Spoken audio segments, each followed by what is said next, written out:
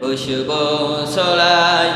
একে সে ভুল মোরা, একে সে ভুল মোরা মনেরি কাবা।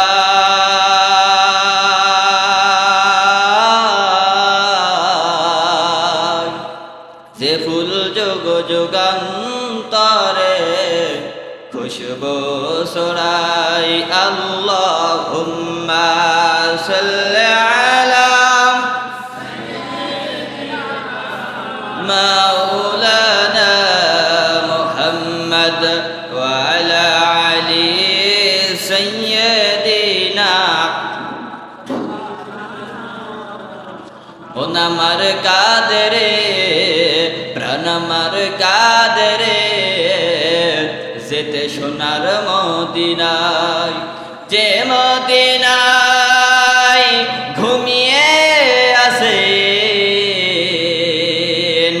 যে মদিনায় ঘুমিয়ে আছেন প্রিয় নবী নিরালায়। মন আমার কাঁদে রে, প্রাণ আমার কাঁদে রে, যেতে সোনার মদিনায়। লা ইলাহা ইল্লাল্লাহ, জোরে লা ইলাহা ইল্লাল্লাহ, ইল্লাল্লাহ, লা ইলাহা।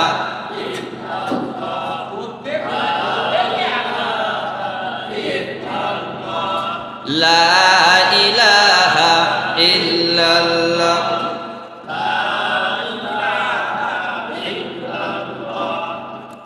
সোনালি দিনের সেই ওমর খালিদ, আজ তোমাদের বড় পরজন। সোনালি দিনের সেই ওমর খালিদ, আজ তোমাদের বড় পরজন।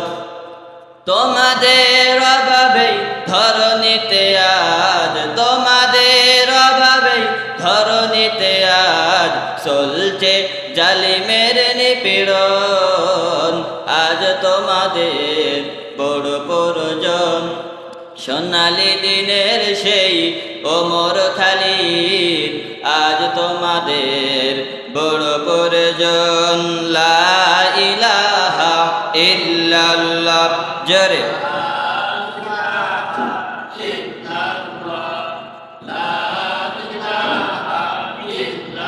লা ইলাহা ইল্লাল্লাহু মুহাম্মাদুর রাসূলুল্লাহ।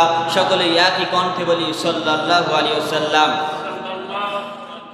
সম্মানিত উপস্থিতি, আজকের এই পবিত্র আশুরা উপলক্ষে এই মসজিদে যে অনুষ্ঠানের আয়োজন করা হয়েছে, যে মহান আল্লাহ পাক রব্বুল আলামিন আপনার আমাকে ভালোবেসে আজকের এই দোয়া অনুষ্ঠানে দোয়া মাহফিলে আসার বসার তৌফিক দান করেছেন, সেই জন্য সেই মহান আল্লাহ তাআলার দরবারে লাখ কোটি শুকরিয়া।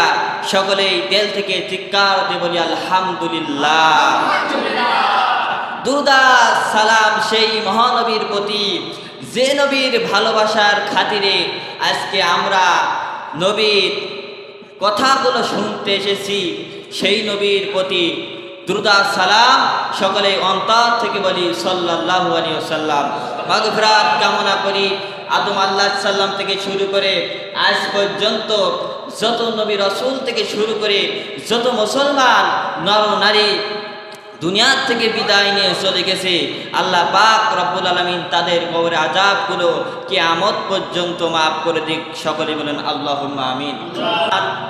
পরেও অনেক আমার বড় বড় ভাইরা আছে, অনেক মেহমান এসেছে আপনাদের সঙ্গে কথা বলবে এই আশুরা উপলক্ষে। একমাত্র এই আশুরার অনেক গুরুত্বপূর্ণ ফজিলাত আছে।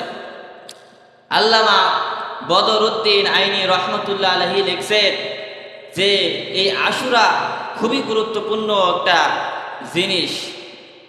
এই আশুরার দিনে অনেক ঘটনা এই আশুরার দিনে ঘটেছে। আল্লামা বদরউদ্দিন আইনি রহমতুল্লাহ আলাইহি কিতাবের মধ্যে লিখছেন যে এই আশুরাতে আল্লাহ পাক রব্বুল আলামিন যখন আদম আলাইহিস সালামকে জান্নাতের মধ্যে সৃষ্টি করলেন, করার পরে আদম আলাইহিস সালামের ভিতরে যখন রূহ দিলেন, ওই দিনটা যেন তেন দিন ছিল না। ওই দিনটা ছিল মুহররম মাসের 10 তারিখ, আশুরার দিন। বলেন সুবহানাল্লাহ। আল্লাহ পাক রব্বুল আলামিন যখন আদম আলাইহিস সালামকে রূহ দিলেন, ওই দিনটাও কোনো যেন তেন দিন ছিল না। ওই দিনটাও ছিল মুহররম মাসের 10 তারিখ, আশুরার দিন। আল্লাহ পাক রব্বুল আলামিন আদম আলাইহিস সালামকে যখন জান্নাতের মধ্যে হাওয়া আলাইহিস সালামকেও সৃষ্টি করলেন, করার পরে আল্লাহ পাক রব্বুল আলামিন একটা নিষেধ করে দিয়েছিলেন যে গন্ধম ফল তোমরা খাইবে না। এই নিষেধটা ভঙ্গ করেছিলেন শয়তানের পাল্লায় পড়ে। যখন এই গন্ধম ফল খাইলেন, খাওয়ার সাথে সাথে আল্লাহ পাক রব্বুল আলামিন আদম আলাইহিস সালাম আর হাওয়া আলাইহিস সালামকে যখন দুনিয়ার পরে উঠাই দিলেন, এই দিনটাও কোনো যেন তেন দিন ছিল না। এই দিনটাও ছিল 10 মুহররম, আশুরার দিন। জোরে চিৎকার দিয়ে বলেন সুবহানাল্লাহ। এই আশুরার দিন আদম আলাইহিস সালামকে যখন দুনিয়ার পরে উঠাই দিলেন, আদম আলাইহিস সালাম আল্লাহর কাছে দোয়া করে, রব্বানা যালামনা আনফুসানা ওয়া ইল্লাম তাগফির লানা ওয়া তারহামনা লানাকুনান্না মিনাল খাসিরিন। আল্লাহ, আমার নফসের পরে জুলুম করেছি। এইভাবে যখন দোয়া করতে থাকে, দোয়া কবুল হয় না 350 বছর কাঁদলেন। বিভিন্ন হাদিসে মতপার্থক্য আছে। বাপজানারে, এদিকে আমার বিষয় না।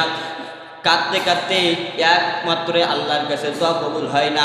একদিন আদম আলাইহিস সালাম বলতেছেন, আল্লাহ, জান্নাতের ভিতরে যখন ছিলাম তখন জান্নাতের ভিতরে তোমার নামের সাথে একটা নাম লিখেছিলাম।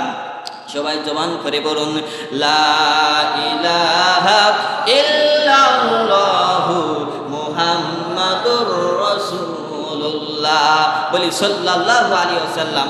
আল্লাহ, এই নামের ওসিলায় তুমি আমাকে মাফ করে দাও। তখন আল্লাহ পাক রব্বুল আলামিন আদম আলাইহিস সালামকে ডেকে বলতেছেন, হে আদম, তুমি যদি এই নামের দোহাই দিয়ে আমারে আগে যদি মাফ চাইতে, আমি আল্লাহ তোমার আরো আগে মাফ করে দিতাম। সুবহানাল্লাহ। কারণ আমি এত ভালোবাসি, সেই ভালোবাসার খাতিরে আমরা আজকে এখানে এসেছি। আর সেই নবীর নাতি পুতি হাসান আর হুসাইন এত ভালোবাসেন আল্লাহ, যে ভালোবাসার খাতিরে তারে আল্লাহ মাফ করে দিয়েছেন।